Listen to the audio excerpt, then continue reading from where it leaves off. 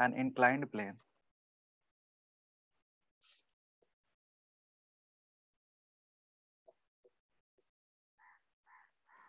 with an acceleration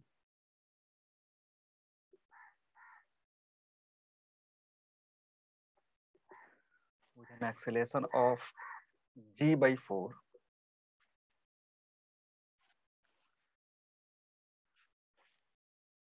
a block slides down an inclined plane with an acceleration g/4, then find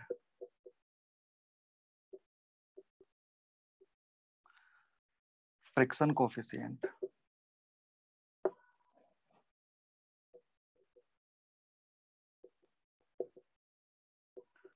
between block and inclined plane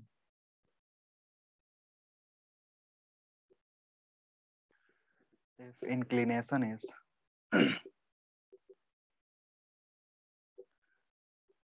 30 degree.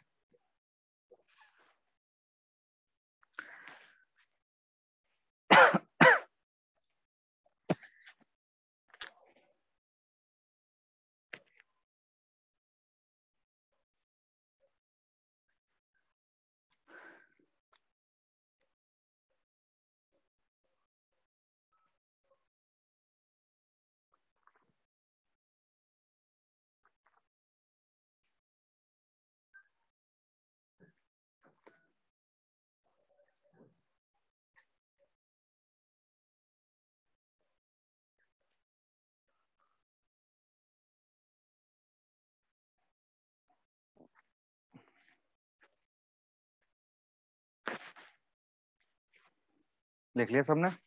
Sir बोलो। Sir block का कोई मास नहीं है?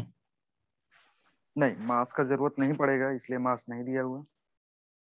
मे भी तुम कुछ मास ले सकते हो, वो कैंसिल आउट हो जाएगा। अगर क्वेश्चन में मास नहीं दिया हुआ है तो तुम खुद से मान सकते हो जहां तुम्हें मास की जरूरत पड़ रही है, और वो फाइनल आंसर में कैंसिल आउट हो जाएगा।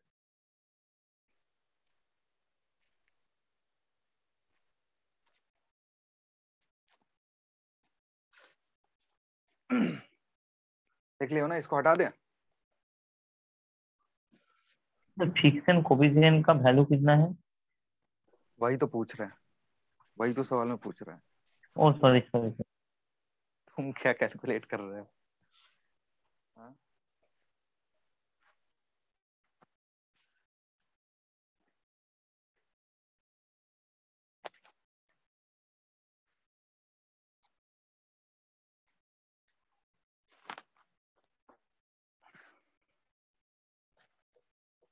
चलो थोड़ा सा इसमें कंसेप्ट है वो समझ लेते हैं।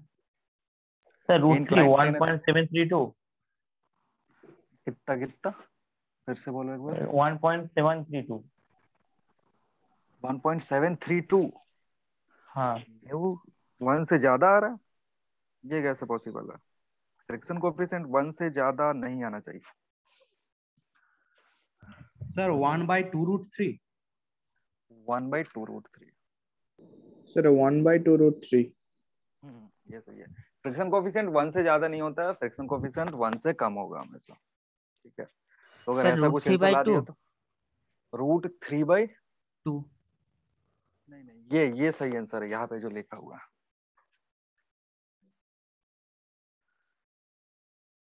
चलो समझ लेते हैं थोड़ा सा क्या हो रहा है। देखो, पहले हमने पढ़ा था इसके पहले वाले, जब भी हम न्यूटन्स लॉ में पढ़ रहे थे तो हमने देखा था कि अगर इस ब्लॉक को यहाँ पे रखोगे तो क्या होगा? mg का एक कंपोनेंट लगता है इधर की तरफ, सर कितना? sin theta. 1.2√3 सर, मैं वैल्यू बसाने का भूल कर दिया।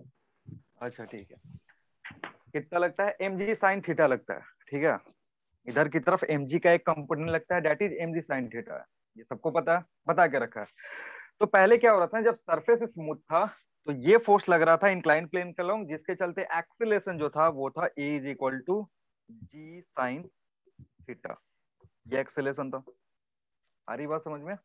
कब? फ्रिक्शन के पहले की बात कर रहे हैं, जब फ्रिक्शन नहीं लग रहा है, सरफेस स्मूथ है, तो acceleration along the incline plane होता है जी साइन थीटा। क्लियर? अभी क्या हो रहा है, फ्रिक्शन लग रहा है, फ्रिक्शन के चलते क्या होगा, क्योंकि इधर नॉर्मल रिएक्शन इधर n और इधर लगेगा तुम्हारा mg cos थीटा।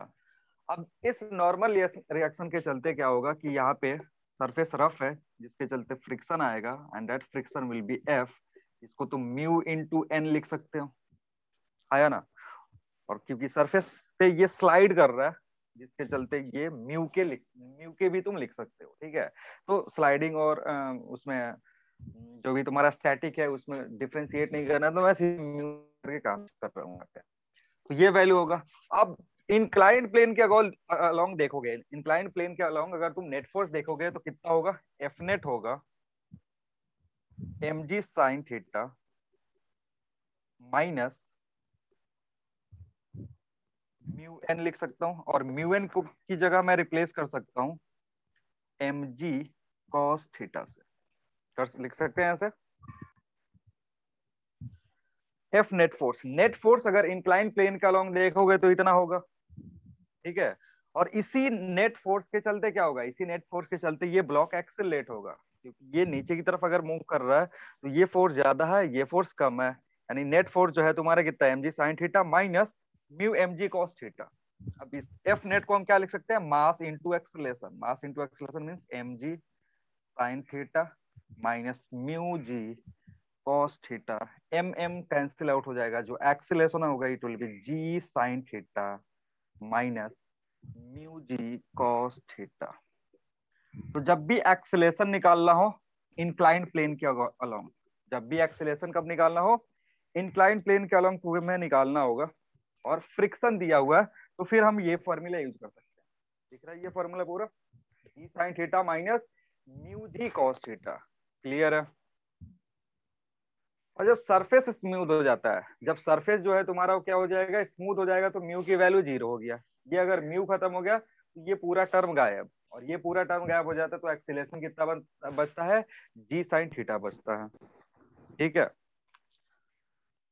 तो अब से कभी भी ऐसा कोई सिचुएशन दिया हो इस तरीके का, तो हम क्या करेंगे, सीधे एक्सीलरेशन ये यूज कर सकते हैं। एक्सीलरेशन का जो वैल्यू है तुम ये यूज करके डायरेक्टली बता सकते हो कि ब्लॉक कितने से एक्सेलेरेट करेगा। आ रही बात समझ में। अब तुमको दिया हुआ था ये जो वैल्यू है, एक गिवन क्वेश्चन के अकॉर्डिंग ए g/4 है, इधर g कॉमन करोगे, साइन 30 की वैल्यू कितनी होती है, साइन 30 हाफ, और इधर म्यू दिया नहीं है, कॉस 30 की वैल्यू चाहिए तुमको, ठीक है। सिंप्लीफाई करो, ये कैंसिल आउट हो जाएगा, ये होगा 1/4, इधर होगा 1/2, 1 माइनस √3 म्यू, सिंप्लीफाई करे कोई 2 जाएगा। फर्दर इसको सिंप्लीफाई करोगे म्यू विल बी 1/2√3, ये तुम्हारा आंसर होगा, ठीक है। तो पहले क्या बताया था, पहले बताया था कि अगर सरफेस स्मूथ है तो इंक्लाइन प्लेन के अलोंग एक्सीलरेशन कितना, जी साइन थीटा।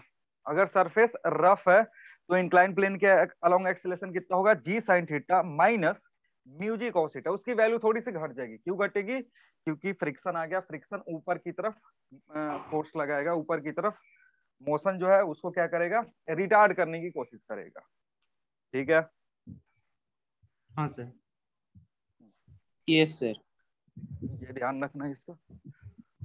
अब थोड़ा बात करते हैं फ्रिक्शन एंगल का, देखना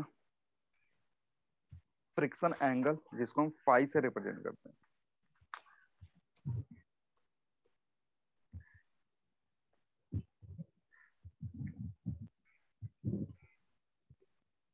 friction angle phi,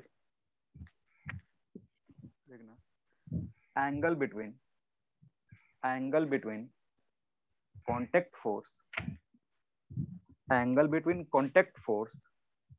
and normal reaction, angle between contact force and normal reaction, angle between contact force and normal reaction is known as friction angle, is known as friction angle, ठीक है। समझो क्या कह रहे हैं। Contact force मैंने समझाया था, कि कांटेक्ट फोर्स के कितने कंपोनेंट होते हैं? 2 कंपोनेंट। एक तुम्हारा नॉर्मल रिएक्शन और एक दूसरा क्या है तुम्हारा? फ्रिक्शन। अगर ये बॉडी इधर की तरफ मूव कर रहा है तो नॉर्मल रिएक्शन ऊपर की तरफ, फ्रिक्शन पीछे की तरफ। ठीक है, इन दोनों के कॉम्बिनेशन से क्या मिलता है? Contact force. कांटेक्ट फोर्स मिलता है। यहां से तुम्हें इसका रिजल्टेंट निकालोगे तो इधर मिलेगा कांटेक्ट फोर्स एफ सी। ठीक है, अब डेफिनेशन के अकॉर्डिंग, डेफिनेशन अगर ध्यान से पढ़ोगे तो क्या है? फोर्स, ये सॉरी, जो एंगल है, एंगल जो है वो किसके बीच में निकालना है? फ्रिक्शन के साथ नहीं। कौन सा एंगल चाहिए? नॉर्मल और एफसी के बीच। नॉर्मल और एफसी के बीच में जो एंगल होता है, this is known as friction angle. ठीक है, नाम क्या है? फ्रिक्शन एंगल है, लेकिन निकाल किसके किसके बीच में रहे हैं? कांटेक्ट फोर्स और नॉर्मल रिएक्शन के बीच में। क्लियर है? Yes sir. ठीक है, तो अगर यहां से ध्यान दोगे, ये जो भी डायग्राम है तुम्हारा, अगर यहाँ से ध्यान दोगे तो tan phi जो है, फ्रॉम डायग्राम, tan phi को क्या लिख सकते हो? tan phi can be written as, tan phi की जो वैल्यू होगी इसको f बाई n लिख सकते हो, आया ना? हाँ sir. Yes tan sir. phi जो होगा, tan phi इस ट्राइंगल में, ये जो ट्राइंगल है इसमें देखोगे तो ये f है, स्मॉल f, क्योंकि यही लेंथ और ये लेंथ दोनों बराबर है। तो यहाँ से तुम्हें पता है f की वैल्यू क्या होती है? f की वैल्यू होती है म्यू इंटू n और डिवाइडेड बाई n। ठीक है, तो n और n क्या हो जाएगा? कैंसिल आउट हो जाएगा। तो यहाँ से क्या बचेगा तुम्हारा? tan phi is equal to mu, या फिर phi is equal to tan inverse mu. क्या होगा तुम्हारा? phi is equal to tan inverse mu होगा। ठीक है, और इसको क्या बोलते हैं हम? इसको बोलते हैं फ्रिक्शन एंगल। तो ये जो फ्रिक्शन एंगल है, ठीक है, जब स्लाइडिंग हो रहा होगा, जब स्लाइडिंग हो रहा होगा तो उस केस में फ्रिक्शन एंगल कांस्टेंट हो जाता है। जब भी कोई भी बॉडी किसी दूसरे बॉडी के ऊपर स्लाइड करेगा ना, उस केस में ये वैल्यू क्या हो जाएगा? फाई का जो वैल्यू है इट विल बी फिक्स, क्योंकि फ्रिक्शन की वैल्यू फिक्स हो जाती है। ये जो फ्रिक्शन है ये काइनेटिक फ्रिक्शन जैसे ही होगा कांस्टेंट हो जाएगा, और काइनेटिक फ्रिक्शन अगर लग रहा है कांस्टेंट हो गया तो इस केस में जो फाई की वैल्यू होगी दैट विल, मतलब, और काइनेटिक फ्रिक्शन क्या होगा? फ्रिक्शन एंगल की सिंगल वैल्यू होती है depending on the pair of surfaces in contact. ठीक है, समझ में आ रहा है क्या यस बोलना? सर। हाँ सर। ठीक है, एक चीज और यहां से देखेंगे, अगर कोई यहां से कांटेक्ट फोर्स निकालने की कोशिश करे तो कांटेक्ट फोर्स अगर यहां से निकालोगे, एंड इसे हम लिख सकते हो कांटेक्ट फोर्स, कांटेक्ट फोर्स अगर देखोगे, पहले इसके बारे में बात करें हमने। कांटेक्ट फोर्स तुम्हारा क्या होगा? F C is equal to root over F square plus N square होगा। हाँ सर। कांटेक्ट फोर्स क्या यस होगा? Sir. Root over F square plus N square. अब और अभी हमने देखा कि ये जो कांटेक्ट फोर्स है it will be what?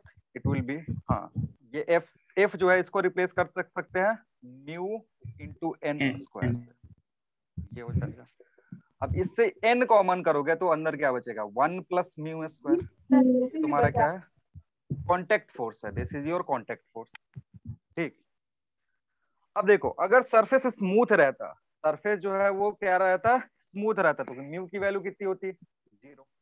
Surface zero. Smooth मतलब जीरो। म्यू की वैल्यू 0। और अगर सरफेस रफ है तो म्यू की कुछ सर्टेन वैल्यू होगी। यानी ये जो तुम्हारा कांटेक्ट फोर्स है ये कहां से कहां तक वेरी करेगा? अगर सरफेस स्मूथ है तो कांटेक्ट फोर्स क्या होगा? n के बराबर होगा। बताए थे कि कांटेक्ट फोर्स क्या होगा? n के बराबर होगा। कब? जब सरफेस स्मूथ है, कुछ भी फ्रिक्शन नहीं है, तो एक ही कंपोनेंट होगा, उसके बराबर होगा। और अगर सरफेस रफ है तो इसकी जो वैल्यू होगी ये कितनी होगी? n into root over 1 plus mu square. यानी कांटेक्ट फोर्स इसी के बीच में वेरी करेगा डिपेंडिंग अपॉन द सरफेस।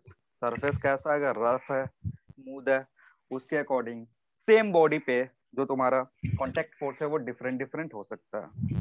आ रही है बात समझ में?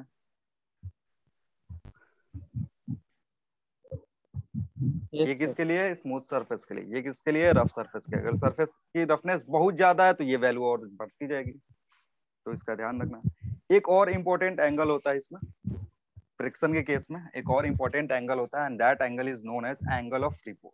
तो वो भी समझेंगे एंगल ऑफ रिपोज क्या। Next heading is angle of repose. इसको थीटा से रिप्रेजेंट कर सकते हो।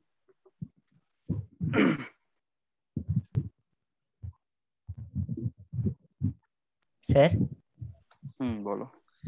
सर वो जो phi tan phi is equal to mu हुआ सर, उसका कोई सर फिजिकल मीनिंग है? फिजिकल मीनिंग, हाँ है मतलब देखो, अगर फ्रिक्शन की वैल्यू ज्यादा है, फ्रिक्शन की वैल्यू ज्यादा है तो वो वैल्यू ज्यादा होगा या कम होगा? tan फाइव ज्यादा होगा, फाइव ज्यादा होगा। फ्रिक्शन की वैल्यू ज्यादा है, यानी अगर tan फाई ज्यादा। किसी भी, हाँ किसी भी तुमको क्वेश्चन में फाई की वैल्यू ज्यादा दिया हुआ है, इसका मतलब जैसे फाई इंक्रीज हो रहा है ना, तो फ्रिक्शन इंक्रीज है। ठीक है, अगर फ्रिक्शन बढ़ेगा तो क्या होगा, फाई की वैल्यू उतनी ज्यादा होगी, क्योंकि डायग्राम से तुम देख सकते हो, ये जो तुम्हारा डायग्राम था, अगर फ्रिक्शन बढ़ेगा तो ये वाला लेंथ बढ़ेगा, ये वाला लेंथ क्या होगा, इधर बढ़ेगा, उसके साथ क्या होगा, फाई फाइव इंक्रीज भी होगा। बढ़ेगा। ठीक है, तो तुम फाई अगर कंपेयर करना होता है ना कि फ्रिक्शन कब ज्यादा है कब कम है, तो हम इस एंगल से कैलकुलेट कर सकते हैं कि फ्रिक्शन किस केस में ज्यादा है किस केस में कम है। मतलब अगर तुमको 3-4 एंगल दे दिया फ्रिक्शन का, तुमसे बोल रहा है these are the friction angle, बताओ कौन से केस में फ्रिक्शन ज्यादा है, तो तुम क्या करोगे, फाई एंगल देख करके बता सकते हो, क्योंकि जैसे ही फाई बढ़ेगा इसका मतलब फ्रिक्शन उस केस में ज्यादा होगा। ठीक है, समझ गया? हाँ सर। हाँ सर। चलो अब देखते हैं एंगल ऑफ रिपोज। तो देखो क्या हो रहा है, ये एक सरफेस है तुम्हारा, और इस पे एक ब्लॉक रखा हुआ है। ये सरफेस पहले मान लो ऐसे हॉरिजॉन्टल था, एक सरफेस है जो कि हम क्या कर सकते हैं, इसको इस तरीके से मूव कर सकते हैं, मतलब इंक्लिनेशन बढ़ा सकते हैं। अब समझना क्या होगा, अगर ये हॉरिजॉन्टल होता, अगर ये हॉरिजॉन्टल होता तो यहाँ पे ये रेस्ट में रहेगा, क्योंकि mg का जो कंपोनेंट है वो नीचे की तरफ लग रहा है और उसको मूव नहीं करने देगा। अब इसको हल्का हल्का जैसे जैसे मूव करोगे, इसको जैसे जैसे क्या करेंगे, इंक्लिनेशन को बढ़ाएंगे, तो इधर एक कंपोनेंट आएगा mg का, and that will be mg sin theta. होगा? हाँ सर। क्या हो रहा है, यस सर। जैसे जैसे इसको बढ़ा रहे हो, जैसे जैसे इसको बढ़ा रहे हो, तो ये वैल्यू थीटा की जो वैल्यू है वो बढ़ रही है। थीटा की वैल्यू क्या हो रही है, बढ़ रही है। तो हम देखते क्या है कि अगर इंक्लिनेशन बढ़ाते हैं तो कुछ देर तक जो बॉडी है वो रेस्ट में रहता है। जैसे अगर मैं ये हाथ पे ऐसे पेन रख लूं और इंक्लिनेशन धीरे धीरे अगर मैं क्या करूं, नीचे की तरफ ऐसे करूं, तो कुछ देर बाद ये पेन गिरेगा। देखो अभी भी इंक्लाइंड है लेकिन पेन गिर नहीं रहा है, और इंक्लाइंड कर रहा हूं अभी भी नहीं कर रहा हूं। एक ऐसा जगह आएगा जब ये पेन गिर जाएगा, एक जैसा ऐसा इंस्टेंट आएगा कि क्या होगा, पेन स्लाइड कर जाएगा। ठीक है, तो अब हो क्या रहा है यार समझना, जैसे जैसे हम ये बढ़ाते हैं, इंक्लिनेशन बढ़ाते हैं, ये थीटा इंक्रीज करेगा। ठीक है, और अगर थीटा इंक्रीज करता है, थीटा की वैल्यू इंक्रीज करती है, तो साइन थीटा इंक्रीज होता है। ठीक है, और अगर साइन थीटा इंक्रीज होगा तो इधर जो फोर्स लग रहा है, mg का जो कंपोनेंट लग रहा है वो इंक्रीज होगा। ठीक, और अगर रफ सरफेस पे रखे हुआ ना, तो इसकी टेंडेंसी किधर है मूव करने की, इधर की तरफ। ये जो ब्लॉक है इसकी टेंडेंसी किधर है, नीचे जाने की। नीचे की तरफ। लेकिन फ्रिक्शन क्या कर रहा है, फ्रिक्शन इसको रोक कर रख रहा है, फ्रिक्शन लगेगा ऊपर की तरफ, जो किसको काउंटर करेगा, इस फोर्स को काउंटर करेगा। ठीक है, लेकिन mg कल ही sin की थीटा। क्लास में पढ़े थे, कल ही के क्लास में पढ़े थे कि फ्रिक्शन जो है, स्टैटिक फ्रिक्शन, उसका कुछ लिमिटिंग वैल्यू होता है, वो उससे ज्यादा का फोर्स नहीं लगा सकता है। सारी बात समझ में, कल ही बताए थे कि फ्रिक्शन की एक मैक्सिमम वैल्यू यस होती है, सर। स्टैटिक फ्रिक्शन की मैक्सिमम वैल्यू होती है, उससे ज्यादा अगर तुमने फोर्स लगा दिया, एक्सटर्नल फोर्स लगा दिया बॉडी को मूव करवाने के लिए, तो फिर बॉडी चल देता है। अब क्या हो रहा कि तुम ग्रेजुअली इसको बढ़ा रहे हो बढ़ा रहे हो बढ़ा रहे हो, तो बढ़ाते टाइम एक ऐसा इंस्टेंट आएगा जब ये मैक्सिमम वैल्यू जो इसकी है, इसकी जो मैक्सिमम वैल्यू है उससे ये ज्यादा हो जाए। मैक्सिमम वैल्यू क्या है कि लिमिटिंग जो वैल्यू है उससे अगर ये ज्यादा हो जाएगा तो क्या होगा, ये इधर की तरफ स्लाइड कर जाएगा। आ रही बात समझ में? तो जिस पर्टिकुलर एंगल पे ये यस स्लाइड सर। करना शुरू करता है, अगर इंक्लिनेशन बढ़ा रहे हो बढ़ा रहे हो बढ़ा रहे हो, जिस पर्टिकुलर एंगल पे ये स्लाइड करना शुरू करता है, that angle is known as what, repose, angle angle of of repose. Repose. ठीक है, क्लियर है? हाँ सर। आगे क्लियर है सबको कि एंगल ऑफ रिपोज किसे बोलते हैं?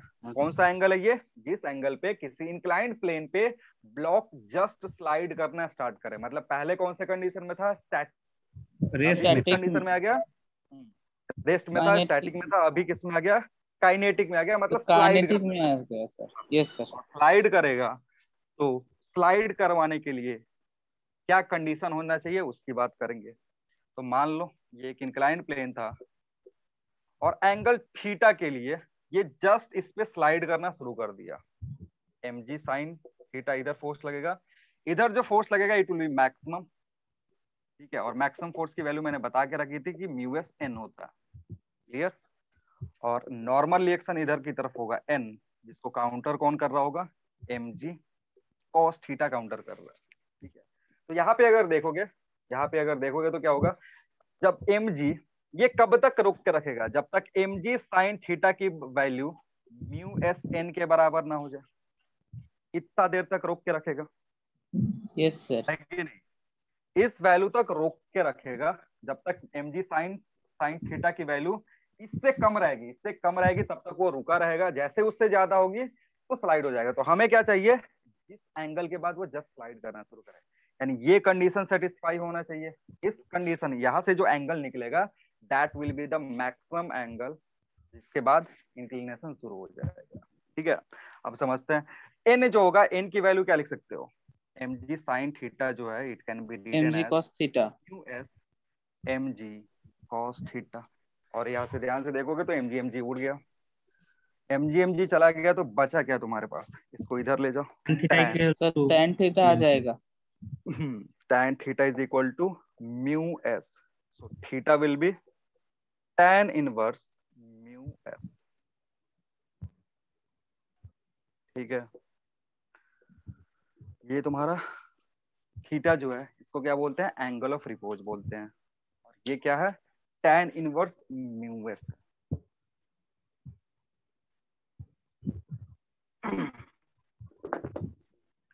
क्लियर है? Yes sir. सर हाँ बोलो। सर ये तो सर पहले वाला का इक्वल हो गया। पहले वाले का इक्वल नहीं हुआ। पहले वाले में मैंने बोला था वो जो म्यू है, म्यू के बगल में ना तो मैंने एस लिखा हुआ है ना तो मैंने के लिखा हुआ है।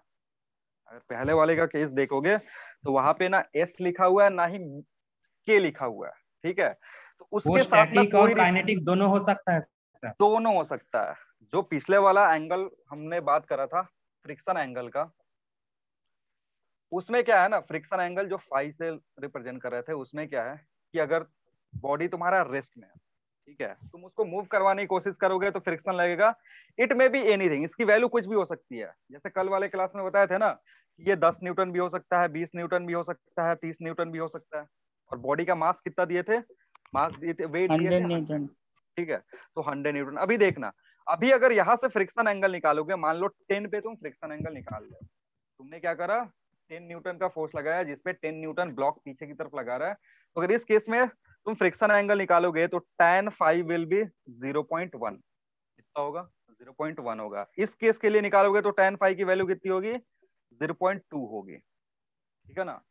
तो कितना फ्रिक्शन लग रहा है, कितना फ्रिक्शन लग रहा है बॉडी पे, उस पे कौन डिपेंड करेगा? उस पे डिपेंड करेगा ये तुम्हारा फाइव। ठीक है, लेकिन अगर यहाँ पे देखोगे ना तो इसके को फ्रिक्शन कितना लग रहा है उससे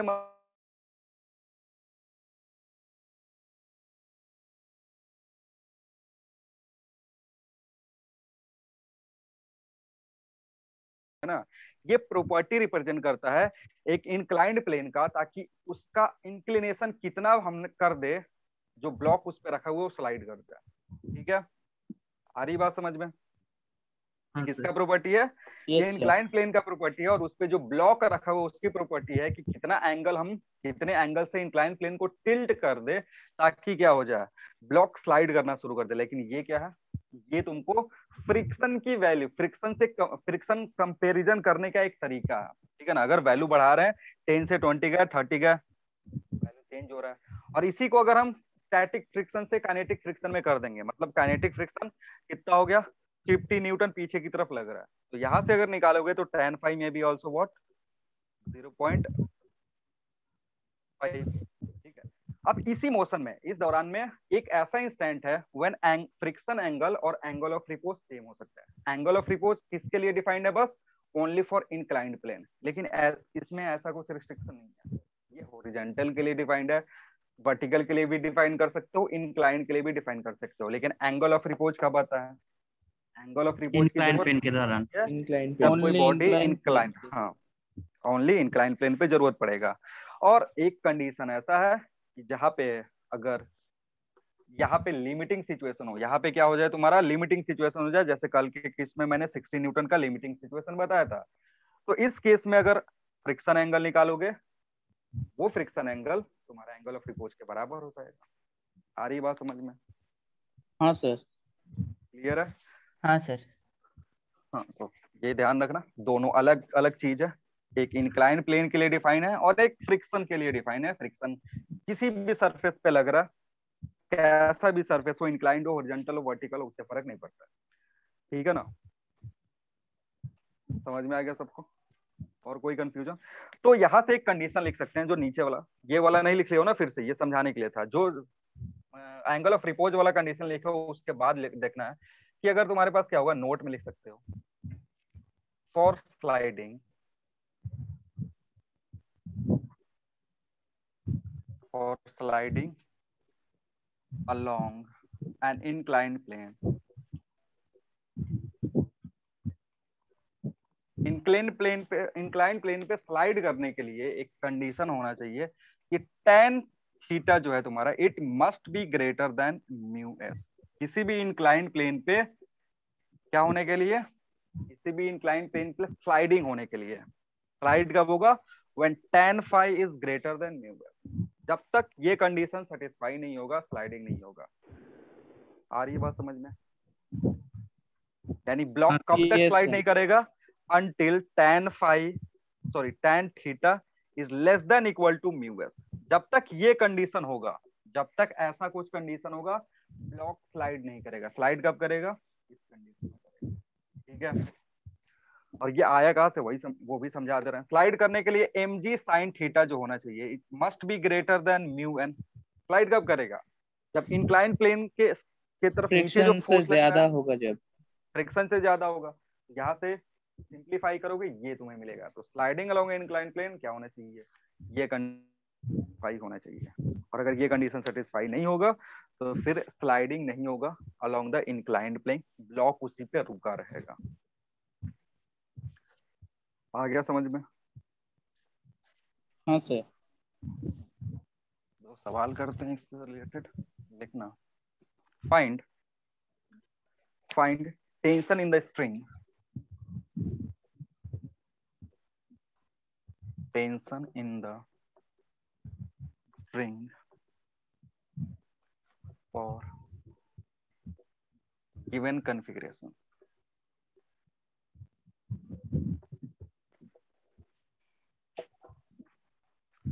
पहला,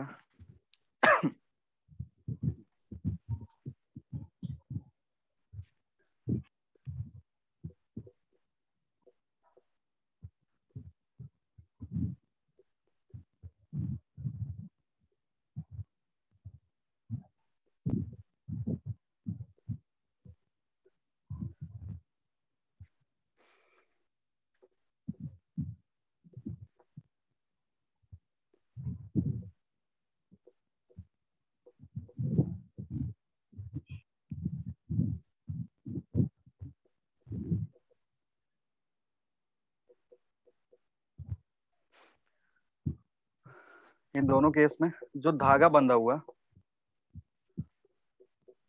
उस धागा में टेंशन कितना होगा वो कैलकुलेट।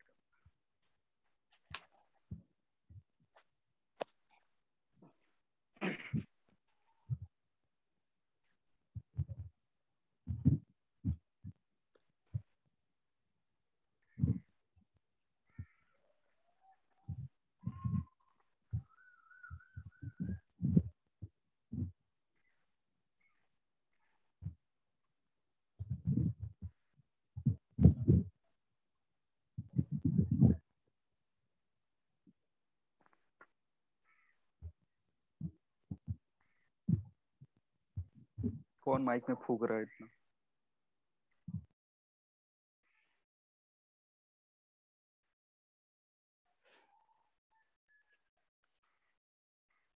ट्राई करो इसको।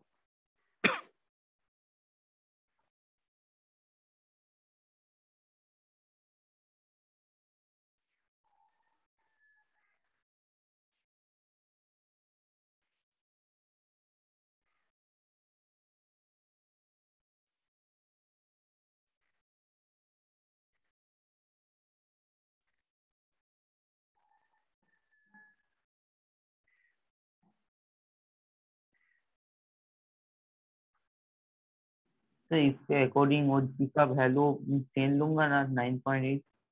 जी ले लो, जी का वैल्यू चलो 10 ले लो, उतना फर्क नहीं पड़ता है 10 या 9.8 से। तुमको अगर आसान नहीं लगता है तो 10 ही लिया करो।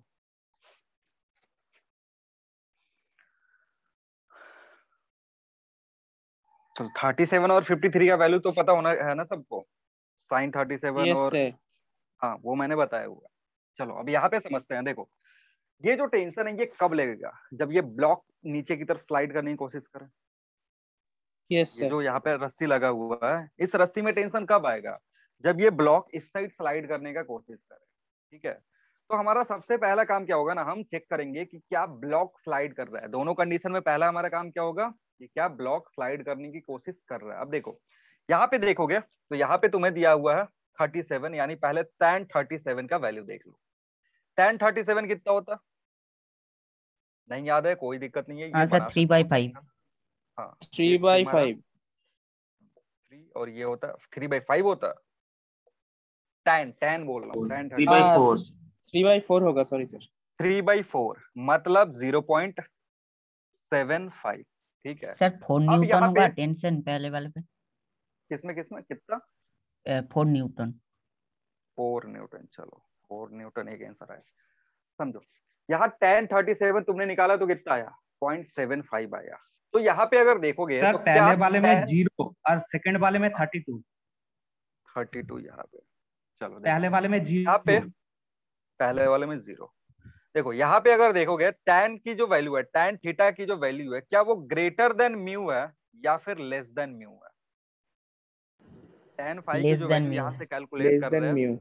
वो ग्रेटर देन है या लेस देन है, लेस देन लेस है, देन। क्योंकि ये कितना आ रहा है 0.75 आ रहा है, म्यू कितना दिया हुआ है 0.8 दिया हुआ है। तो क्या स्लाइडिंग होगा ये बताओ।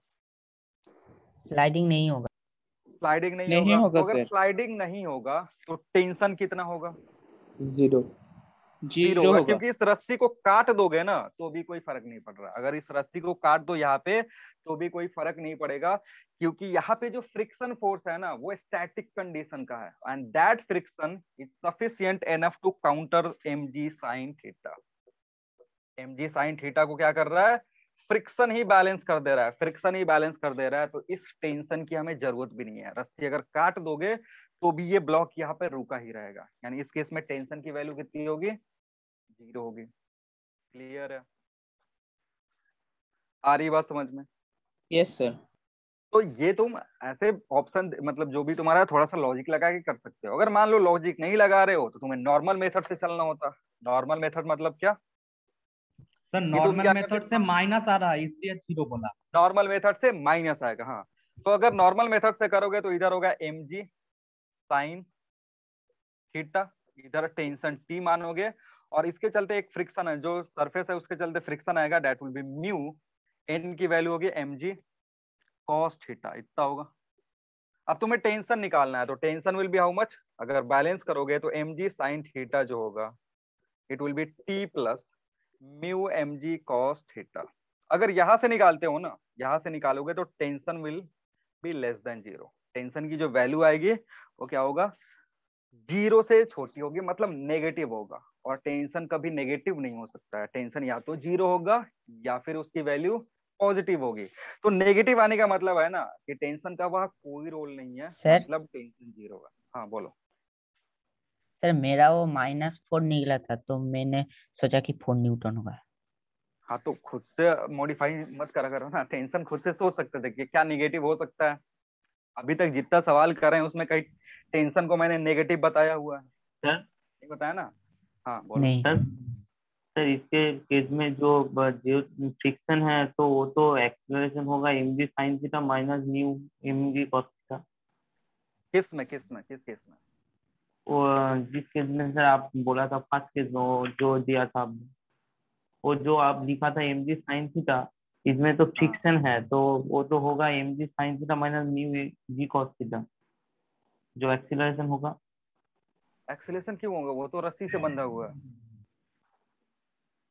एक्सीलरेशन क्यों होगा? रस्सी से बंधा हुआ तो रस्सी उसको जाने देगा क्या नीचे? एक्सीलरेशन होने का तो यार चांस ही नहीं है।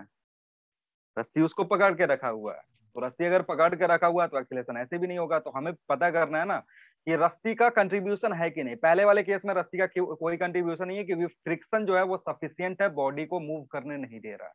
तो इक्विलिब्रियम कंडीशन में अगर चेक करोगे तो टी इस केस में नेगेटिव आएगा, यहाँ से देख सकते हो। और नहीं तो थोड़ा सा कंसेप्ट अगर तुम्हारे पास रहेगा तो तुम क्या चेक करोगे? तुम्हारा चेक करने का काम था कि क्या tan theta greater than mu है या लेस देन म्यू है। अगर ग्रेटर देन म्यू होगा तभी टी की वैल्यू निकालने जाएंगे, क्योंकि उस केस में नॉन जीरो होगा। अगर ये कंडीशन, ऊपर वाला कंडीशन सेटिस्फाई होता है तब स्लाइडिंग होगा, और स्लाइडिंग होगा तो tension will be greater than zero या नॉन जीरो। और अगर ये कंडीशन सेटिस्फाई हो गया, इक्वल टू भी रख सकते हो, तो इस केस में टेंशन जो होगा जीरो हो जाएगा। तुम्हें ये सारा काम करने का जरूरत नहीं है, तुम सीधे यही से आंसर बता सकते हो। क्लियर है सब कुछ? अब दूसरे वाला हाँ आराम सर। से निकाल सकते हो। दूसरे वाले केस में क्या है? दूसरे वाले केस में तुम देख सकते हो कि यहाँ से अगर tan थीटा की वैल्यू यानी tan 53 की वैल्यू निकालो, कितना आएगा? Greater than 4 one. हाँ सॉरी 4/3 आएगा, 4/3। 4/3 आएगा, विच मीन्स ये 0.8 से ज्यादा है।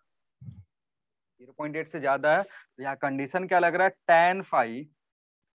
tan थीटा, हाँ tan theta is greater than mu, ये कंडीशन है। यानी अगर ऐसा कंडीशन है तो स्लाइडिंग हो सकता है।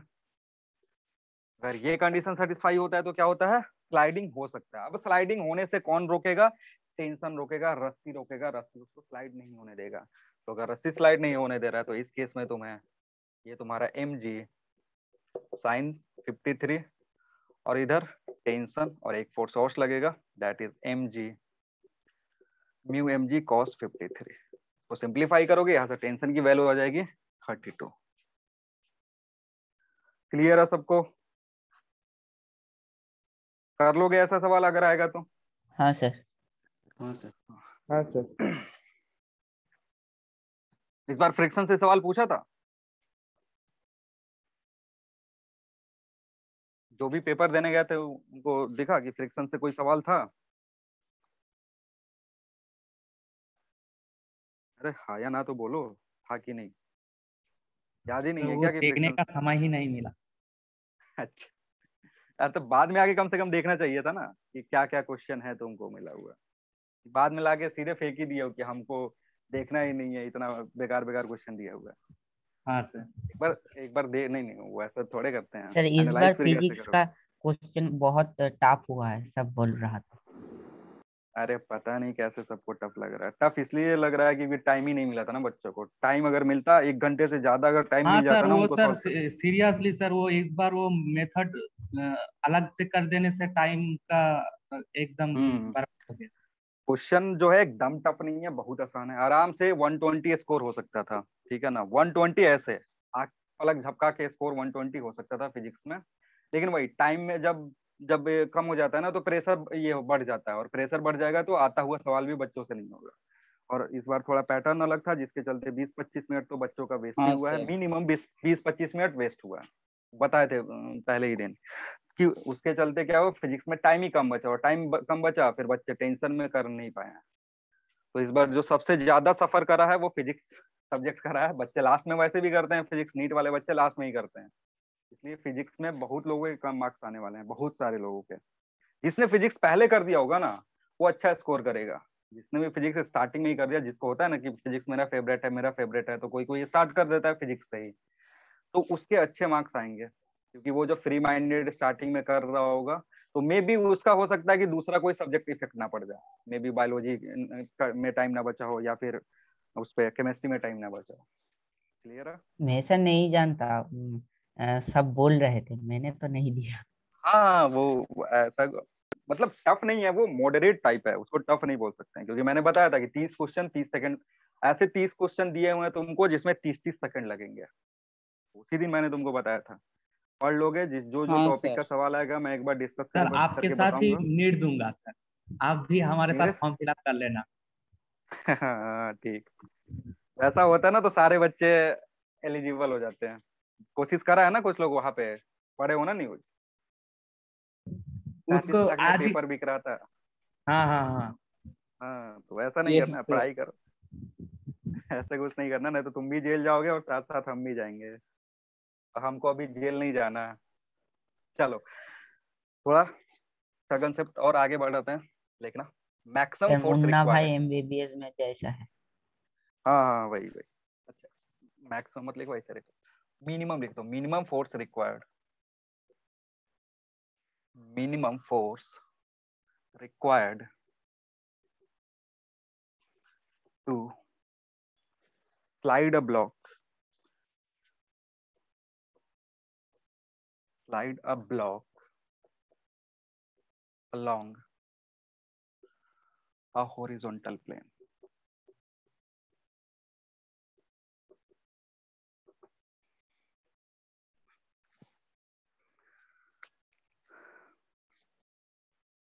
अगर किसी ब्लॉक को स्लाइड करना है, तो तुमको मिनिमम फोर्स कितने की जरूरत पड़ेगी, मिनिमम फोर्स कितना चाहिए तुमको,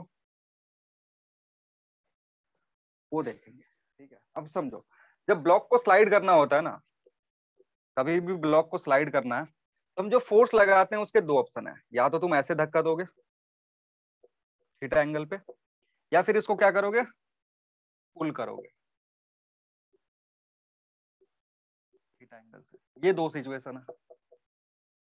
किसी ब्लॉक को अगर मूव करना है या स्लाइड करवाना है तो क्या करते हैं, हम उसको पुश कर सकते हैं। ठीक है, और पुश करते हो तो ये सिचुएशन, या फिर पुल करोगे तो ये सिचुएशन, दो केस है बनेगा तुम्हारा। अब सर इन वो दोनों केस थीटा में हमें, एंगल से ही करना पड़ेगा, क्यों पैरेलल अगर करे तो? नहीं पैरेलल करेंगे तो फिर मिनिमम का सवाल ही नहीं आता है। उस टाइम में तो तुमको पता ही है कि कितना फोर्स चाहिए। पैरेलल हाँ करोगे ना तो तुमको उस टाइम में पता है कि एफ की वैल्यू कितनी होनी चाहिए, म्यू एस इंटू एन के बराबर होनी चाहिए, इससे मिनिमम पे हो ही नहीं सकता। कंडीशन हम कब का बात कर रहे हैं, जब हम एंगल पे किसी इंक्लिनेशन पे फोर्स को अप्लाई। ठीक है, ये चीज समझ में आ गया, तुम सही चीज पूछे हो कि उसको पैरेलल क्यों नहीं करेंगे, क्योंकि पैरेलल में कंडीशन निकालने का जरूरत ही नहीं है। हाँ पैरेलल की अगर बात करोगे तो इतना वैल्यू चाहिए, क्योंकि यही तो तुम्हारा लिमिटिंग फ्रिक्शन है, इसको अचीव कर लो ब्लॉक स्लाइड कर जाएगा। हम अभी किसका बात कर रहे हैं, अगर एंगल पे लगा रहे हैं तो। अब देखो, तुमने पहले जो भी जूनियर क्लासेस होगा उसमें पढ़ा होगा कि जो पुशिंग है और जो पुलिंग है, उसमें पुल पुलिंग फोर्स लगा करके आसान किसी है। बॉडी को खींचना आसान होता है, जबकि पुश क्या होता है, टफ होता है थोड़ा। ठीक है, उसमें ज्यादा फोर्स की जरूरत पड़ती है। पता है सबको वो ये बात। कंपोनेंट ब्रेक हाँ करके सर, हम। हाँ हाँ, क्योंकि अगर अगर पुश की बात करोगे, तो नॉर्मल ये पहले रिएक्शन पढ़ बढ़ चुके जाता हो। है। यहाँ पे नॉर्मल क्या करते रिएक्शन हैं, ग्रेटर होता हाँ है। वेरी गुड, यहाँ से बात करोगे तो एक कंपोनेंट आएगा कॉस इधर, सॉरी एफ कॉस थीटा इधर, और एफ साइन थीटा इधर। साइन थीटा और इधर ये होगा। जो एफ साइन थीटा, ये एम जी को क्या करता है, सपोर्ट करता है। तो ये यस सपोर्ट करने सर। के चलते जो नॉर्मल रिएक्शन है वो क्या हो जाता है, m g plus F sine theta. F F sine, sine theta हो यानी जाएगा। नॉर्मल रिएक्शन क्या हुआ, बढ़ गया। और हमने देखा था कि फ्रिक्शन हाँ जो यस होता है सर। ये होता है म्यू इंटू एन, अगर एन बढ़ रहा है तो फ्रिक्शन बढ़ेगा, और फ्रिक्शन अगर फ्रिक्शन बढ़ भी गया बढ़ेगा। तो ज्यादा फोर्स लगाना पड़ेगा ब्लॉक को स्लाइड करने के लिए, ज्यादा फोर्स की जरूरत यस पड़ेगी। सर।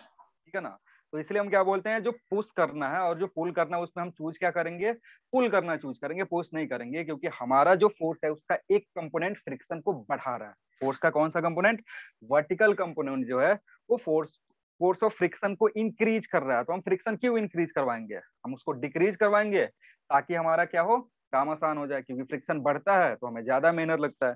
तो इसलिए कभी भी पुश चूज नहीं करते हैं, पुल चूज करते हैं अगर हमारे पास ऑप्शन है तो हम कंडीशन निकाल रहे हैं कि पुल करे और उसमें भी फोर्स हमें मिनिमम लगे। क्या करे, पुल कर रहे होंगे और उस केस में भी जो फोर्स लगे वो मिनिमम फोर्स लगे। आ रही बात समझ में। अब ये क्लियर हो गया कि हमें क्या चाहिए। Yes sir. हाँ सर। पुश और पुल में कंपैरिजन करें पुल ज्यादा आसान है, और पुल में भी हम डिफरेंट डिफरेंट एंगल पे पुल कर सकते हैं, ठीक है। तो अब कौन से एंगल पे पुल करेंगे तो फोर्स ज्यादा लगाना पड़ेगा, कौन से एंगल पे पुल करेंगे तो फोर्स कम लगाना पड़ेगा, अगर वो हम पता कर ले तो हमारा काम और आसान हो जाएगा। समझ में आ रही है बात? तो हमें क्या करना है, हमें देखना है, मान लो कि एक बॉडी था, तुम क्या चाहते हो, इस पे फोर्स एफ लगा करके, जो कि इंक्लाइंड प्लेन से थीटा एंगल पे है, ठीक है। तो तुम्हें डेवलप करना है condition for F to be minimum. तो हम थीटा को चेंज कर करके देख सकते हैं कि किस थीटा के लिए एफ मिनिमम होगा, किस थीटा के लिए एफ की वैल्यू कैसी होगी। तो अगर बात करोगे यहाँ पे, अब जो भी चीजें हम डायरेक्टली लिख सकते हैं, इधर एक कंपोनेंट आएगा एफ कॉस थीटा, और ऊपर की तरफ एक कंपोनेंट आएगा एफ साइन थीटा, नीचे है तुम्हारा एम जी। अब इस केस में जो नॉर्मल रिएक्शन होगा N, it will be m ji minus F sine theta, ठीक है। नॉर्मल रिएक्शन इतना आया। तो फ्रिक्शन जो लग रहा होगा पीछे की तरफ, फ्रिक्शन जो लग रहा होगा इधर पीछे की तरफ, उसकी वैल्यू कितनी होगी, उसकी वैल्यू होगी mu into M G minus F sine theta, ठीक है। तो अगर एफ कॉस थीटा, ठीक है, ये कब तक रुका रहेगा, ये जो ब्लॉक है ये कब तक रुका रहेगा, जब तक ये फ्रिक्शन इसको बैलेंस कर रहा है, ठीक है ना। ब्लॉक कब तक रुका रहेगा, जब तक एफ कॉस थर्टी को ये कौन बैलेंस करे, फ्रिक्शन बैलेंस करे। और फ्रिक्शन कब तक बैलेंस करके रखेगा, up to it limiting value, limiting value तक क्या करेगा, बैलेंस करके रखेगा। यानी अगर तुम ब्लॉक को मूव करवाना चाहते हो, to move a block, just move the block, just move the block, क्या होना चाहिए, एफ कॉस थीटा बराबर होना चाहिए म्यू एस एम जी माइनस एफ साइन थीटा की, है कि नहीं? नहीं आ यस रहा सर। समझ में? अगर ये कंडीशन ऐसा हो जाए कि एफ कॉस थीटा जो है वो किसके बराबर हो जाए, म्यू एस। म्यू एस क्यों लिख रहा हूँ, क्योंकि हमें लिमिटिंग फोर्स चाहिए, लिमिटिंग फोर्स के बराबर अगर ये फोर्स हो गया, उसके बाद कुछ भी वैल्यू लगाओगे फोर्स को बढ़ देगा, चल देगा, ठीक है। तो ये चीज, अब यहाँ से हमें क्या निकालना है, फोर्स निकालना, हमें क्या चाहिए, फोर्स निकालना है। तो सर फोर्स अगर देखोगे, बोलो सर ये sir F cos theta equal to क्यों लिखा है, एक बार बता दे। कौन सा ये, वो सर एफ, हाँ, एफ कॉस थीटा हाँ, इक्वल टू ओ क्यों लिखा। हाँ ये जो ब्लॉक है ना, इस पे क्या लग रहा है, एफ कॉस थीटा लग रहा है इधर की तरफ, और पीछे लग रहा है क्या, फ्रिक्शन एफ, जिसकी वैल्यू है mu S into M G minus F sine theta, ठीक है। तो अगर इस ब्लॉक को मूव करवाना है, ये ब्लॉक कब तक मूव नहीं करेगा, हाँ सर, जब समझ तक गया। ये वैल्यू इसके बराबर होगी, उससे ज्यादा वैल्यू दोगे मूव कर जाएगा। तो इसलिए हम क्या, मैक्सिमम कंडीशन पे क्या सिचुएशन है वो देख रहे हैं। तो यहाँ से अगर एफ कैलकुलेट करते हो, एफ की वैल्यू कितनी आएगी, ये वाला टर्म इधर जा करके ऐड हो जाएगा, बचेगा ऊपर क्या, mu S M ji divided by cos theta plus mu S sine theta, ये तुम्हारा फोर्स का वैल्यू होगा, ठीक है। ये क्या है, फोर्स का वैल्यू है। कोई भी एंगल अगर दिया हुआ है तुमको, अगर पुल कर रहे हो, ठीक है, समझ लो क्या कर रहे हैं, पुल कर रहे हैं, तो तुम्हें फोर्स चाहिए, फोर्स एंगल दे दिया तुमको, कंडीशन नहीं है मैक्सिमम मिनिमा का, पूछ नहीं रहा है, तो हम क्या करेंगे, अगर फोर्स निकालना है तो इस फॉर्मूला से निकाल सकते हैं, ठीक है ना। ये जो फॉर्मूला है ये कब यूज करेंगे, जब पुल लगाओगे। तो जब पुश करते हैं ना, तो क्या चेंज होता है, थोड़ा सा यहाँ पे प्लस की जगह माइनस हो जाता है। जब भी हम क्या करते हैं, पुल अप्लाई करते हैं, तो प्लस की जगह यहाँ माइनस आ जाता है, बाकी पूरा फॉर्मूला सेम रहता है। सर पुश पुश के लिए माइनस।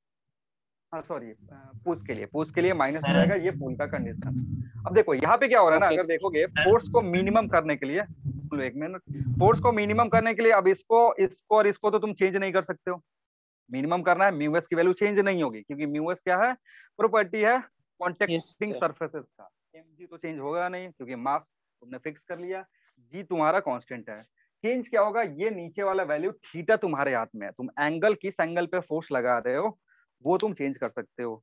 तो अगर मैक्सिमम मिनिमा का कंडीशन तुमको पता होगा, तो अगर हम इसको थीटा के टर्म में डिफरेंशिएट करें, जीरो से इक्वेट करें, तो वहां से जो कंडीशन आएगा जो थीटा की वैल्यू आएगी वो तुम्हें बता देगा कि क्या होगा मैक्सिमम मिनिमा, ठीक है ना। तो वो करने की जरूरत नहीं, मैं सीधे तुमको वैल्यू बता दे रहा हूँ कि अगर इसको डिफरेंशिएट करोगे थीटा के टर्म में, इक्वेट करोगे जीरो से, तो वैल्यू आएगा कि अगर tan थीटा जो तुम्हारा थीटा है वो म्यू एस के अगर बराबर हो जाए, if tan theta is equal to what, mu S, इस केस में जो फोर्स होता है वो एफ मिनिमम होता है। क्लियर है? नहीं आया समझ में? ये जो वैल्यू है, ये जो एफ है, ये मिनिमम कब होगा वो हमें पता करना है। तो फोर्स की वैल्यू इतनी है, इतना आया, सारा चीजें कैलकुलेट करने के बाद अब हमें मिनिमाइज करना है। मिनिमाइज करने के लिए क्या करना पड़ेगा, D F by D theta करके जीरो करो, sorry D F by D theta करके जीरो करेंगे, और जीरो करने के बाद हमें क्या मिलेगा, ये मिलेगा जब tan थीटा किसके बराबर हो जाए, म्यू एस के बराबर। इन दैट केस जो फोर्स की वैल्यू होगी वो कितनी होगी, मिनिमम होगी। मतलब यहां से तुम क्या निकाल सकते हो, यहां से तुम थीटा निकाल सकते हो। अगर theta tan inverse mu S के बराबर हो, थीटा क्या हो, tan इनवर्स म्यू एस के बराबर हो, तो उस केस में हॉरिजॉन्टल सरफेस पे अगर किसी ब्लॉक को पुल कर रहे हो, उस एंगल पे अगर पुल करोगे तो तुमको सबसे कम एफोर्ट लगाना पड़ेगा। आया समझ में? बोलो। Yes sir. ठीक है ना, समझ में आ गया सबको? किसी को कोई दिक्कत है तो बोलो जल्दी। आ गया? हाँ अब सर। इसमें ध्यान रखना है, यहाँ पे इस वैल्यू पे ध्यान रखना है। सवाल में क्या करता है ना, कंफ्यूज करने के लिए बच्चों को दोनों वैल्यू दे देगा, म्यू एस और म्यू के दोनों दे देगा। तो हम क्या यूज करेंगे, थीटा ज्यादा निकालने के लिए क्या म्यू यूज का करेंगे, म्यू एस यूज म्यू करेंगे, एस ठीक है। का क्योंकि इधर हाँ कंसेप्ट जो आ रहा है वो कहाँ से आ रहा है, यहाँ से, इस इक्वेशन से आ रहा है, यहाँ पे आए फिर सिंप्लीफाई करके इधर पे पहुंचे। तो फॉर ये कंडीशन के लिए ये जो वैल्यू होगा ये मिनिमम होगा, इसको ध्यान रखना। चलो एक सवाल करते हैं, टाइम बचा हुआ है ना? हाँ बचा हुआ है। हटा दे इसको। कोई ऐसा है जिसको डाउट है अभी तक, कोई भी पोर्शन जो पढ़े हैं उसमें किसी को डाउट है कुछ? क्लियर है सब? अरे जल्दी हाँ या ना सर तो कुछ बोलो। हाँ सर। हाँ बोलो। सर ग्रुप पे सर 2 क्वेश्चन भेजे थे, वो एक बार बता देना। ग्रुप पे भेजो, चलो देख लूंगा मैं। पहले एक सवाल इसका कर लेते हैं, लिखना। A block of mass 5 kg, a block of mass 5 kg is placed on, a block of mass 5 kg is placed on rough horizontal surface. A block of mass 5 kg is placed on a rough horizontal surface. Bracket में लिखना mu S is equal to 0.5 and mu k is equal to 0.3. Rough horizontal surface, bracket में ये लिखना, full stop.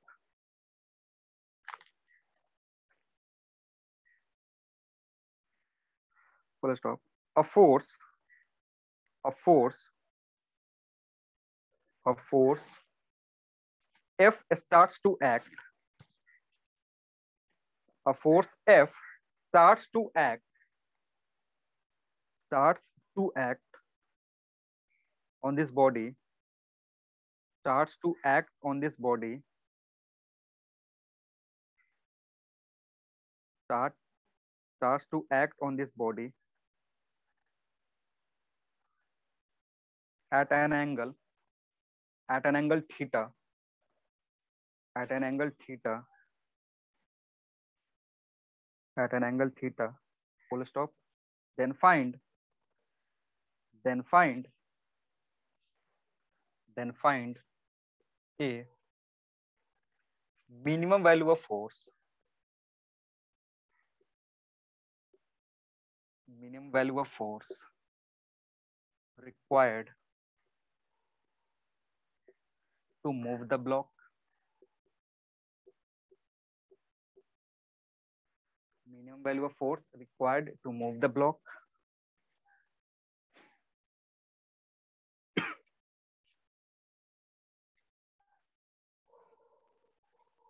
Number 2, if theta is equal to 30 degree, find value of F if body is moving with constant speed या constant velocity, moving with constant velocity. ध्यान से सवाल पढ़ना कि इसमें क्या पूछ रहा है और उसको अप्लाई करना।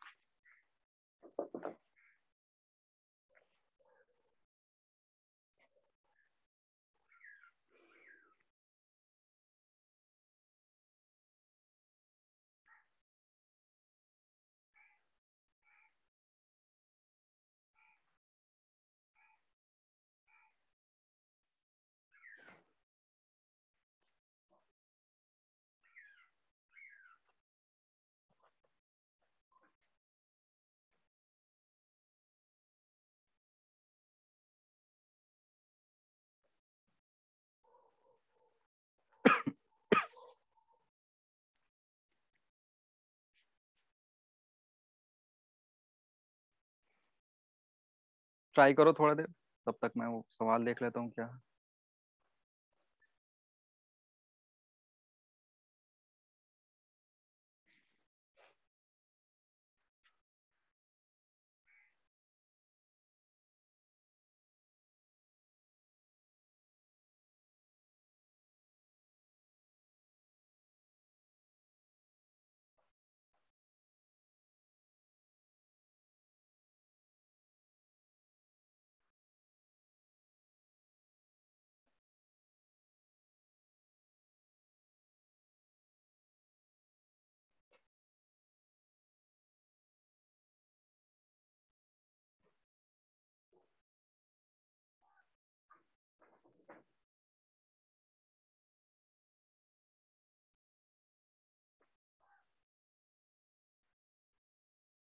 सर फास्ट वाले का आंसर वो मिनिमम सर फर्स्ट वाले का answer theta is equal to tan inverse 1/2 theta is equal to tan inverse 1/2। tan inverse 1/2। 1/2 theta तुमसे पूछ रहा है क्या? एक बार चेक कर लो, क्या तुमसे फोर्स थीटा पूछ रहे पूछ तो रहा है? वो F तो सर mean 25/√3। फोर्स कितना आया? एफ बताओ जल्दी। 25/√3 न्यूटन। 25/रूट। हाँ आगे नेक्स्ट वाला करो, सेकंड वाला करो।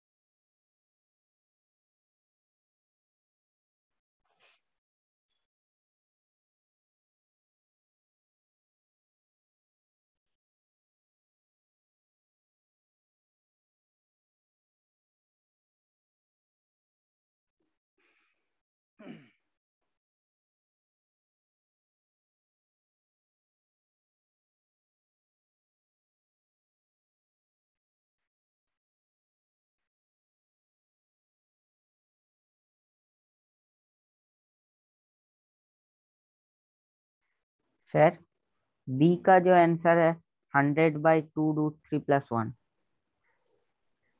100/2√3 +1। ठीक है चलो देखते हैं।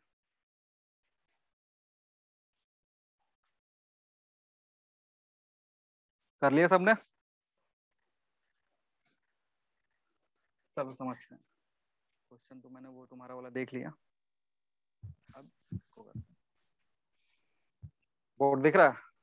चलो देखो क्या कह रहा है। सर सबसे पहले इसमें ऊपर वाला अगर देखोगे, ऊपर वाले में पूछ रहा है कि मिनिमम फोर्स कितना चाहिए ताकि सर ब्लॉक पहले टकरे। वाला का आंसर 10√5 होगा।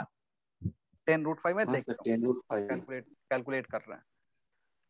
जिस 10√5 आया एक आंसर, और एक आया है कितना 25√5 किसी ने बताया, ये किसी का है। चलो अब देखते हैं क्या हो रहा है। सर 25/√3। √3 ये देखो समझते हैं। जो हमारा फोर्स का वैल्यू है कितना है? फोर्स का फॉर्मूला है तुम्हारा mu m ji divided by क्या है तुम्हारे पास, cos theta plus mu S sine theta. और मैंने बताया था कि ये मिनिमम कब होगा? जब tan थीटा बराबर किसके हो? म्यू एस के बराबर हो। ठीक है, अब देखो tan थीटा जो है वो म्यू एस के बराबर है, मतलब tan थीटा किसके बराबर होना चाहिए? हाफ के बराबर होना चाहिए। और यहाँ से देखोगे तो ट्राइंगल तुम बना सकते हो, क्योंकि कॉस और साइन की वैल्यू चाहिए तुम्हें। क्या चाहिए? कॉस और साइन की वैल्यू चाहिए। ट्राइंगल बनाओगे अगर ये थीटा है तो दिस विल बी व्हाट 1, और ये कितना होगा 2 होगा। तो अगर ये 1 है और ये 2 है तो ये कितना होगा? √5। आ रही बात समझ में? अब इस वैल्यू को ले जाकर के यहाँ रख दो, तो एफ जो होगा, एफ मिनिमम, उस केस में म्यू एस की वैल्यू कितना रखेंगे? 0.5। मास कितना दिया होता? 5।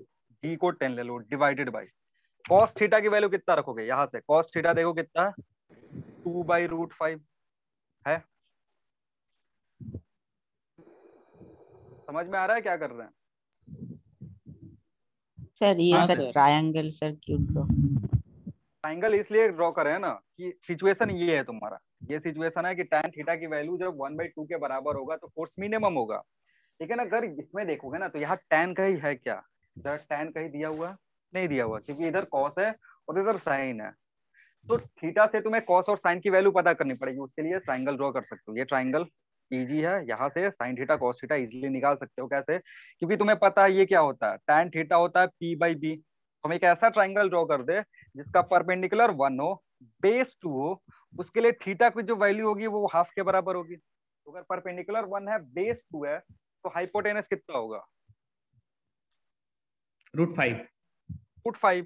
तो अगर हाइपोटेनस पता चल गया, ये पूरे ट्राइंगल का इंफॉर्मेशन तुम्हें पता चल गया, तो यहाँ से cos theta, sin theta, tan theta कुछ भी कैलकुलेट कर सकते हो। क्योंकि cos थीटा की क्या जरूरत है? अब cos थीटा यहाँ देखो, cos थीटा क्या होता है? बेस बाई हाइपोटेनस, तो base by hypotenuse plus mu s कितना? 1/2। अब यहाँ क्या करना है? sin थीटा पुट करना है। sin थीटा क्या होता है? तो परपेंडिकुलर बाई, 1/√5। तो 1/√5। इसी को सिंप्लीफाई करना था तुम्हें। इसको सिंप्लीफाई करोगे क्या आएगा? ऊपर देखो, ये जो वैल्यू है 0.5 है, 10 से मल्टीप्लाई करो कितना तो हो जाएगा? 25 हो जाएगा वो बाई।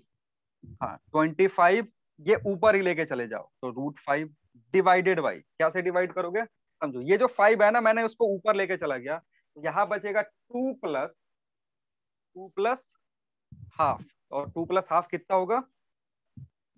5/2। कितना होगा? 5/2 होगा। तो इधर 2.5 बचेगा तुम्हारे पास। इसको हाँ सिंप्लीफाई यस करोगे, सर। कितना बार में कैंसिल करेगा? 10। 100 टाइम्स में। सर 10 10 √5 टाइम्स आ में, जाएगा। हाँ सॉरी 10 टाइम्स में, तो 10√5 न्यूटन होगा तुम्हारा। यानी जो मैक्स, यस जो सर, मिनिमम यही फोर्स आया है। लगा करके ब्लॉक को मूव करवाना चाहते हो, वो कितना होगा? कितना होगा? समझ में आ रहा है? अब देखो ये सारी कैलकुलेशन मैं किधर कर रहा हूँ? इधर दिमाग में। देखो 2.5 कैसा आया, कोई अलग से कैलकुलेटर उठा करके नहीं करा, तो तुमको भी वैसा ही करना सीखना है। ये 5 कॉमन है, कॉमन निकालोगे कहाँ चला जाएगा? ऊपर चला जाएगा। √5 जो है कॉमन निकालोगे कहाँ चला जाएगा? ऊपर चला जाएगा। नीचे बचेगा क्या? 2 + 1/2, तो उसको 2.5 लिख सकते हैं। 2.5 देखो कट गया ऊपर नीचे 10 बार में, तो बचा क्या? 10√5 बचा। ठीक है, ये पहला पोर्शन क्लियर है सबको? हाँ सर। समझ में है? अब चलते हैं दूसरे पे, जिसका ये 25√3 आ रहा था, उसको समझ में आया क्या गलती करा उसने? हाँ सर, कैलकुलेशन मिस्टेक कर दिया मैंने। कैलकुलेशन मिस्टेक करे हो, कोई ना, सही हो जाएगा कैलकुलेशन मिस्टेक। अब बात करते हैं दूसरे का। दूसरे में क्या हो रहा है ना, समझो दूसरे में क्या हो रहा है, बॉडी मूव करना शुरू कर दी है। बॉडी क्या करना है? चलना शुरू कर दिया है, और चल किससे रहा है? कांस्टेंट वेलोसिटी से चल रहा है। आ रही बात समझ में? तो अगर कांस्टेंट वेलोसिटी चलेगा, यानी बॉडी स्लाइड कर रहा है, तो तुम्हारा अब जो स्टैटिक कंडीशन है उससे बॉडी चला गया कहाँ पे? काइनेटिक कंडीशन में। तो तो जो उसमें फॉर्मूला म्यू के यूज करेंगे लगेगा। उसमें क्या होगा? F = μ/kmg divided by sine theta plus μ/k cos theta. Sir cos theta plus mu के sin थीटा। सर एक बार क्या कर फिर दिया? से बताइए। हाँ क्या बोल रहे हो? एक बार फिर से बताइए, वो काइनेटिक क्यों लिखा हो? देखो सवाल जो दूसरा प्रॉब्लम है ना, उसमें बोल रहा है कि what is the value of force to maintain constant velocity. Constant velocity maintain करने का मतलब है कि बॉडी अब चल रहा है v वेलोसिटी से। तो अगर v वेलोसिटी से चलता है, कांस्टेंट वेलोसिटी से चलता है, तो मैंने बताया था कि जितना फोर्स इधर लग रहा है उतना ही फोर्स पीछे भी लग रहा होगा। यानी ये जो वैल्यू है और ये जो वैल्यू है वो दोनों बराबर होनी चाहिए। इस केस का और इस केस का दोनों वैल्यू बराबर होनी चाहिए। तो इधर जो फोर्स लग रहा है वो कितना लग रहा था? F cos थीटा लग रहा था। इधर जो फोर्स लग रहा है कितना लग रहा है, एफ कॉस थीटा लग रहा है। अब हमें इस स्मॉल एफ की वैल्यू निकालनी है। स्मॉल एफ जो होगा, ये नॉर्मल रिएक्शन ऊपर जो लग रहा है वो, और इसका एक कंपोनेंट आ रहा था कौन सा, एफ साइन थीटा वो, और नीचे क्या लग रहा है तुम्हारा, नीचे लग रहा है एम जी। अब समझो, जब यहाँ फ्रिक्शन निकालेंगे, एफ फ्रिक्शन निकालेंगे तो म्यू एस एन से निकालेंगे, एन से निकालेंगे, किससे निकालेंगे, म्यू के एन से, म्यू के एन से, म्यू के क्योंकि अभी एन बॉडी से क्या कर रहा है, क्योंकि ये बॉडी स्लाइडिंग फ्रिक्शन स्लाइडिंग है। मूव कर रहा है तो हाँ बॉडी क्या कर रहा है, मूव कर रहा है। तो बॉडी अगर मूव कर रहा है तो ये वाला यूज नहीं करेंगे, ये यूज करेंगे। अब इसको यूज करोगे तो तुम्हारा इक्वेशन क्या आएगा, ये आएगा, F is equal to mu k m ji divided by mu k sine theta plus cos theta. अब यहाँ सारी वैल्यू तुमको दी हुआ है, म्यू के का वैल्यू दिया हुआ है कितना 0.3, मास दिया हुआ है कितना 5, जी दिया हुआ है 10 डिवाइडेड बाई म्यू के 0.3, साइन 30 डिग्री है, साइन 30 डिग्री कितना होता है हाफ, प्लस √3/2, 2 अगेन ऊपर भेज दो, 2 अगेन अगर ऊपर भेजते हो तो ये कितना होगा, हाँ 30 330, और ऊपर 2 भेजोगे, ऊपर ही सर 30 होगा, अच्छा ये ऊपर 30 है ना, ये ऊपर पूरा ऊपर कितना है, नहीं, ऊपर 15 है। अभी 15 है तो 30 हो जाएगा, नीचे होगा तुम्हारा 2 अप्रोक्सीमेटली, नीचे रूट कितना 3 होगा, प्लस 0.3 आ रहा है। हाँ तो √3 प्लस 0.3, √3 होता है अप्रोक्सीमेटली 1.7, √3 कितना होता है 1.7 होता है, 1.7 में 0.3 ऐड करोगे कितना हो जाएगा, हाँ √3 की वैल्यू पता है ना 1.7 के आसपास होती है, ये भी नहीं पता है, सर, पता ये है? तो फिर आंसर में नहीं दिया रहेगा तो प्रॉब्लम हो जाएगा, नहीं पता होगा। कौन सा आंसर में नहीं दिया रहेगा, और √3 का वैल्यू अगर √3 या 15 दिया रहेगा तो प्रॉब्लम हो जाएगा ना, अगर √3 का वैल्यू 1.7 नहीं है। 1.7, अरे √3 √2 √5 इस सब का वैल्यू याद रख सकते हो, 2-3 जो रूट वाले वैल्यू है ना याद रख सकते हो, अब ज्यादा जरूरत नहीं पड़ता है, हल्का सा वो 3-4 प्रॉब्लम करोगे याद हो जाएगा। अब ऐसा नहीं कि √17 के लिए परेशान है, √17 नहीं पूछेगा तुमसे, छोटा छोटा जो वैल्यू है ना वो तो केमिस्ट्री वाले सर भी बताते होंगे कि √5 ये जो 7 है ये सब का वैल्यू याद करके रखा हाँ करो, मैं सर। उतना दूर तक भी नहीं बोलता, मैं बोलता हूँ √2 √3 और √5 का याद रखो, उससे काम चल जाएगा। क्योंकि अगर कभी कभी क्वेश्चन जो आंसर देता ना ऑप्शन, अगर वो फ्रैक्शन में नहीं दिया हुआ है तो तुमको क्या करना होगा, थोड़ा सा उसके आसपास का आंसर निकालना होता है, तो अगर आसपास निकालोगे तो √3 का वैल्यू अगर तुमको आसपास भी पता है, याद हो, ये कर सकते हो, ठीक है। तो इसलिए अप्रोक्सीमेटली अब इसका आंसर 15 लिख सकते हैं, और पिछले वाले का आंसर कितना है 10√5 है, हाँ। ठीक है, कोई दिक्कत, आगे बढ़े।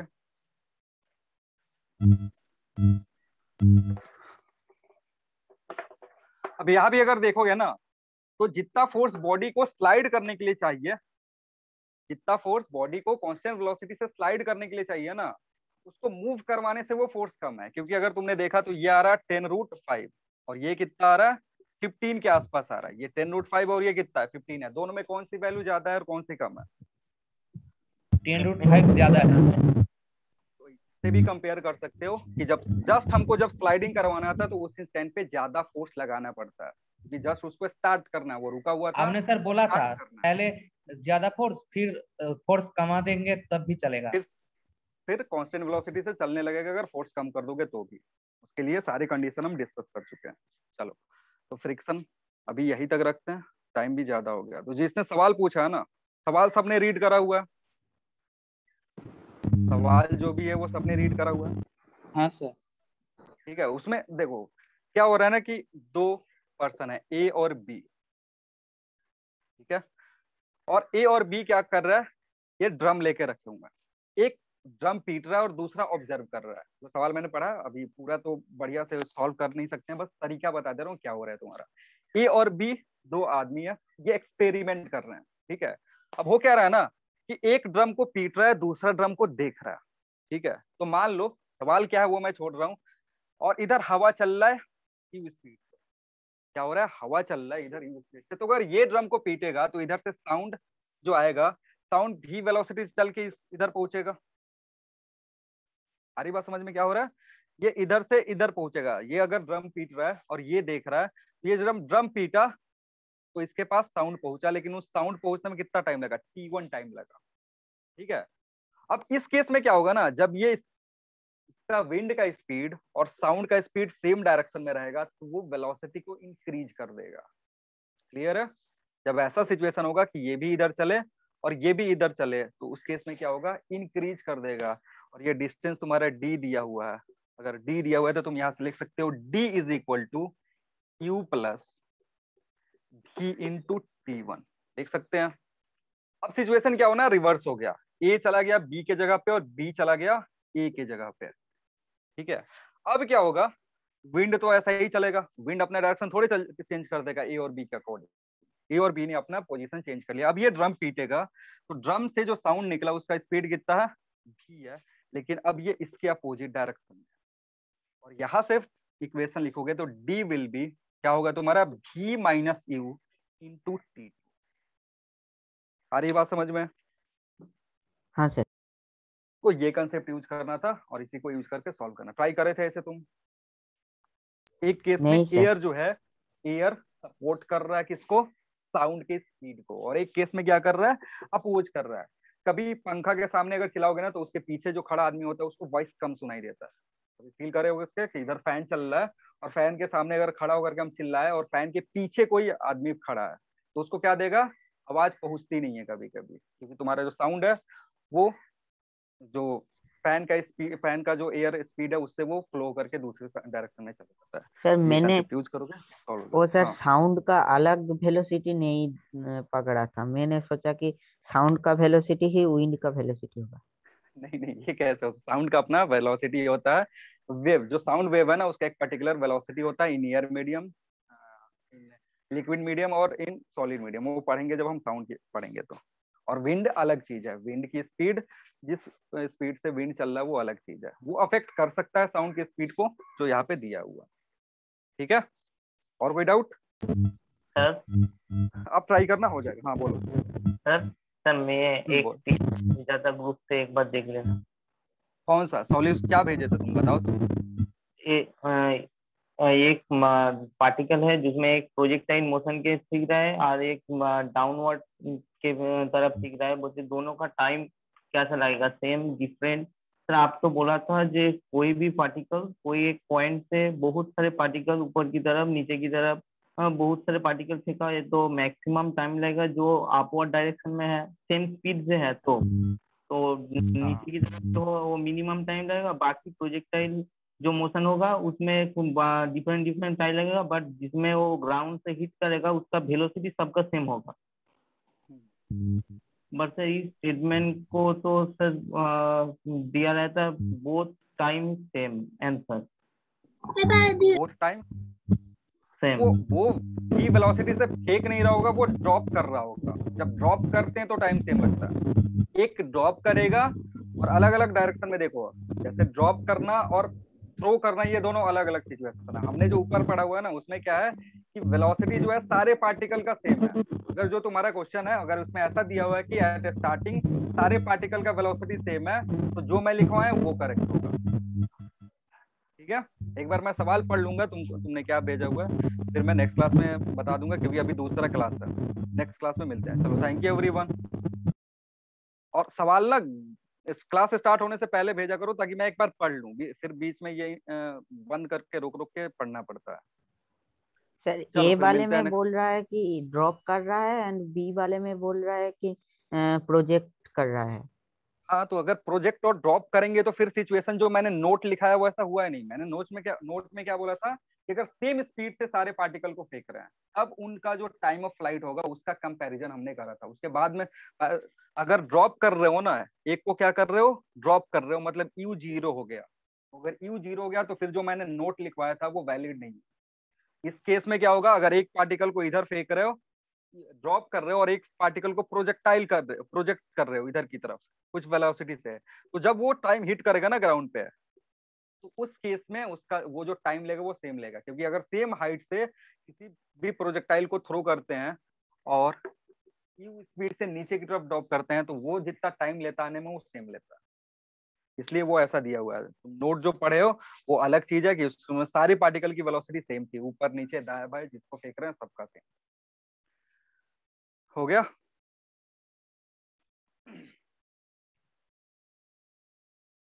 चलो ठीक है, अभी दूसरे बच्चे ज्वाइन करेंगे, लीव कर जाओ तुम लोग। Thank you sir. Thank you everyone.